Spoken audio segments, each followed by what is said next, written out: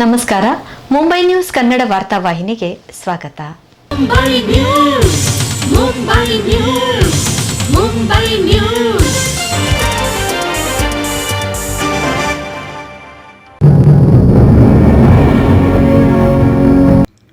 Fort and Colaba welfare society ಕಳೆದ 70 ವರ್ಷಗಳಿಂದ ಮುಂಬೈಯಲ್ಲಿ ಆರ್ಥಿಕವಾಗಿ ಹಿಂದುಳಿದ ಮಕ್ಕಳ ಶಿಕ್ಷಣಕ್ಕೆ ಸಹಾಯ ಮಾಡುವ ಉದ್ದೇಶದಿಂದ ಹುಟ್ಟಿಕೊಂಡ ಒಂದು ಸಂಸ್ಥೆಯಾಗಿದೆ. ಸಂಸ್ಥೆಯು ಪ್ರತಿ ವರ್ಷ ಮುನ್ಸಿಪಲ್ ಶಾಲೆಯ ಹಾಗೂ ರಾತ್ರಿ ಶಾಲಾ ಮಕ್ಕಳಿಗೆ ನೋಟ್ಬುಕ್ ವಿತರಿಸುತ್ತಾ ಬರುತ್ತಿದೆ. ಅಧ್ಯಕ್ಷ MS केवटे ಸಂಸ್ಥೆಯ ಬಗ್ಗೆ ಮಾಹಿತಿ ನೀಡಿದರು. सब लोग सभागृह या हॉल में काम करके तो 325 या 300 तक मिलता है.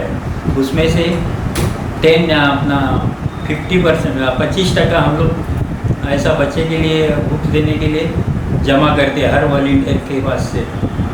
हमारा सब आदमी लोग दिन में दूसरी जगह काम करके रात को ये काम करते हैं. करीबन 70 ईयर्स से चालू है. शुरुआत में हम लोग टेक्स्ट बुक देते थे, लेकिन आगे थोड़ा पोर्शन चेंज होने के कारण हमने वो बंद किया. उसके बाद में नोटबुक देने का चालू किया. हमारा उद्देश्य इतना ही है कि हमारा कोई ये मकसद पब्लिसिटी या कुछ बड़प्पन का नहीं है. हम खाली सेवा करते हैं, बच्चे लोग का भविष्य आगे बढ़े, ऐसी हमारी इच्छा है. 70ನೇ ವರ್ಷದ ಪುಸ್ತಕ ವಿತರಣಾ ಕಾರ್ಯಕ್ರಮವು ಜೂನ್ 27ರಂದು ಕೋಟೆ ಮುಂಬಯಿಯ ಬಜಾರ್ಗೇಟ್ ಸ್ಟ್ರೀಟ್ನ ಆರ್ಯ ಸಮಾಜದ ಸಭಾಗೃಹದಲ್ಲಿ ನಡೆಯಿತು. ಮುಖ್ಯ ಅತಿಥಿಗಳಾಗಿ ಸಮಾಜ ಸೇವಕ, ಉದ್ಯಮಿ ದೀಪಕ್ ಭಾಯಿ ಕಪಾಡಿಯಾ ಸಂಸ್ಥೆಯ ಕಾರ್ಯವನ್ನು ಶ್ಲಾಘಿಸಿದರು. ಮುಖ್ಯ ಅತಿಥಿ ಮುಂಬೈ ಸಮಾಚಾರ್ ಪತ್ರಿಕೆಯ ಸಂಪಾದಕ ನಿಲೇಶ್ ದಾವೆ ಮಾತನಾಡುತ್ತಾ, fort and Colaba welfare society ಇಲ್ಲದಿದ್ದರೆ ಇಂತಹ ಸೇವಾ ಕಾರ್ಯಗಳು ನಡೆಯುತ್ತಿರಲಿಲ್ಲ. ಇವರೆಲ್ಲರೂ ಇಷ್ಟು ಕಷ್ಟಪಟ್ಟು ದುಡಿದು ನಿಮ್ಮಂತಹ ಮಕ್ಕಳ ಶಿಕ್ಷಣಕ್ಕಾಗಿ ಮತ್ತು ಉತ್ತಮ ಭವಿಷ್ಯಕ್ಕಾಗಿ ನಿರಂತರವಾಗಿ ಶ್ರಮಿಸುತ್ತಿದ್ದಾರೆ.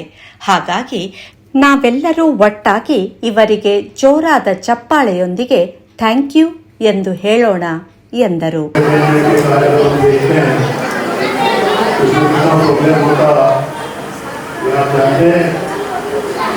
आपकी मम्मी की सिस्टर किसी और की मम्मी बैठ जाती है तो ये नहीं होता.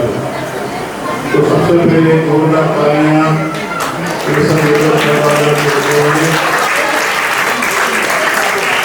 और ये लोग इतनी मेहनत करके आप बच्चों की पढ़ाई के लिए जो काम कर रहे हैं, तो हम सब जोर से इनको बोलेंगे थैंक यू.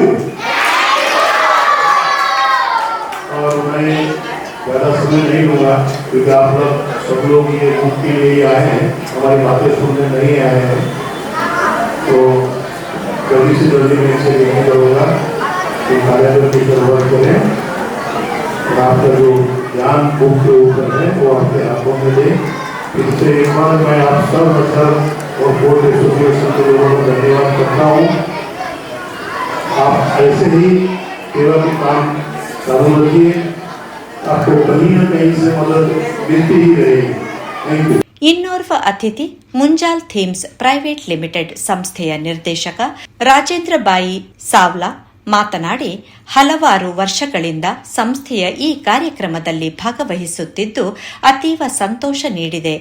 ಯಾವುದೇ ಹೆಸರು, ಕೀರ್ತಿ ಅಥವಾ ಪ್ರಸಿದ್ಧಿಯ ಹಂಗಿಲ್ಲದೆ ಕೇವಲ ತಮ್ಮ ಕರ್ತವ್ಯ ಮತ್ತು ಕೆಲಸವನ್ನು ಅತ್ಯಂತ ಪ್ರಾಮಾಣಿಕತೆಯಿಂದ ಮಾಡುತ್ತಾ ಮುನ್ನಡೆಯುವ ಸಂಸ್ಥೆಯ ಪದಾಧಿಕಾರಿಗಳು ಮತ್ತು ಸದಸ್ಯರಿಗೆ ನನ್ನ ಹೃದಯಪೂರ್ವಕ ಧನ್ಯವಾದಗಳು ಎಂದು ನುಡಿದರು. हमेशा आता हूँ और इन पीले कपड़ों की जो अपने ना कभी किसी नाम की चिंता की है, बस अपना काम किए जाते हैं, उनको बहुत बहुत धन्यवाद. लास्ट 45 सालों से मैं इनके साथ ये देखता आ रहा हूँ जिस तरह से काम करते हैं, तो उन सबका बहुत बहुत धन्यवाद और आप सबके लिए बहुत बहुत शुभकामनाएं. ಬಳಿಕ ವೇದಿಕೆಯ ಗಣ್ಯರು ಮಕ್ಕಳಿಗೆ ನೋಟ್ಬುಕ್ ವಿತರಣೆ ಮಾಡಿದರು. ಪೋರ್ಟ್ ಪರಿಸರದ ಮುನ್ಸಿಪಲ್ ಮತ್ತು ರಾತ್ರಿ ಶಾಲಾ ಮಕ್ಕಳಿಗೆ ಪುಸ್ತಕಗಳನ್ನು ನೀಡಲಾಯಿತು. ಕಲಾವಿದ, ಕಲಾ ಸಂಘಟಕ ಆಶೀಶ್ ಶಾ ಕಾರ್ಯಕ್ರಮ ನಿರೂಪಿಸಿ ವಂದಿಸಿದರು.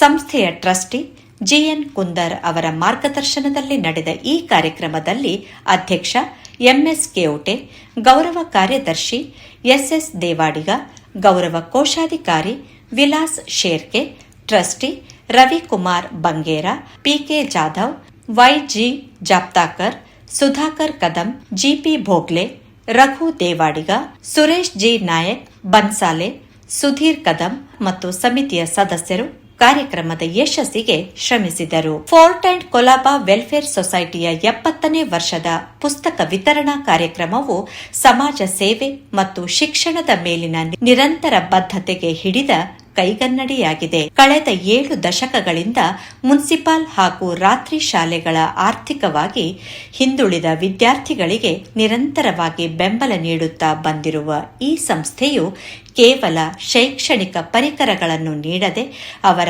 ಉಜ್ವಲ ಭವಿಷ್ಯಕ್ಕೆ ಭರವಸೆಯ ಬೆಳಕಾಗಿದೆ.